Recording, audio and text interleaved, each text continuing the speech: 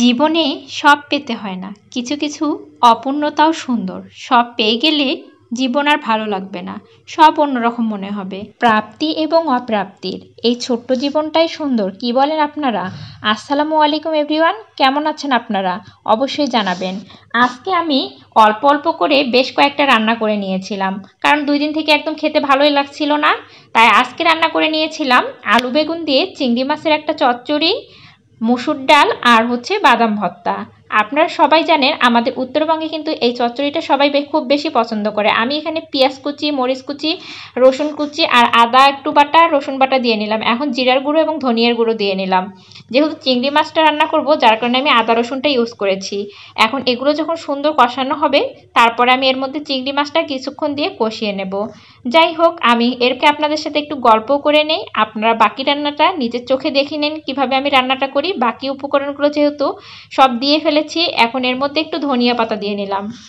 আপনারা বলেন, জীবনে যদি আমরা সব কিছু পাই, তাহলে কি আমাদের জীবনটা কখনো কিছু পাওয়ার জন্য অপেক্ষা করবে? না, তারা একঘেয়েমি হয়ে যাবে। তখন মনে হবে আমার সব আছে, সব আছে, কিন্তু এটার মধ্যে কিন্তু শান্তি নেই। যখন আপনার মধ্যে কিছু অপূর্ণ জিনিস থেকে যাবে, ওটা পাওয়ার আগ্রহ থেকে আপনারা অনেক কিছু করতে লাগবেন, যেটা আপনার জীবনকে সুন্দর গতিতে এগিয়ে নিয়ে যাবে।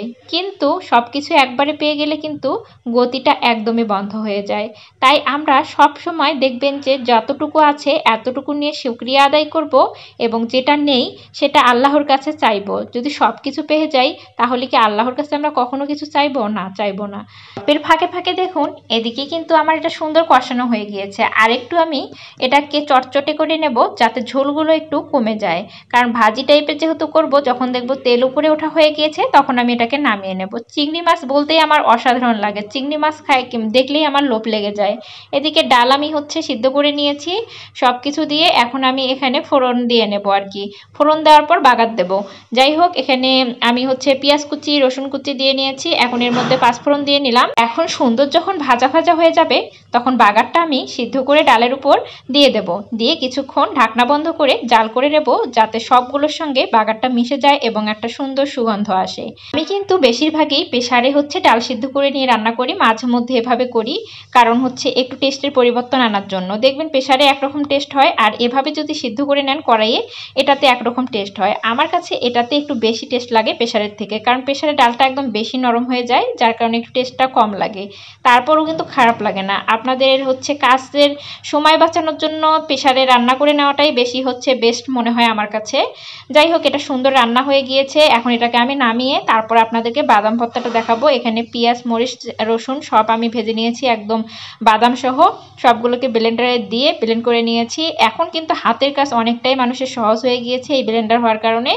এখন এর মধ্যে আমি একটু তেল মিশিয়ে নেব, সরিষার তেল মিশিয়ে নিয়ে তারপর আমি পরিবেশন করব। যাই হোক, আপনারা কিভাবে ভর্তা করেন অবশ্যই জানাবেন। অনেকে শিলপাটায় করে, ঠিক আছে, আমার আসলে শিলপাটায় ভর্তা করতে তেমন মন চায় না, যার কারণে আমি ব্লেন্ডারে করে নিই। আজকে এই পর্যন্ত। ভিডিওটি কেমন লাগলো জানাবেন।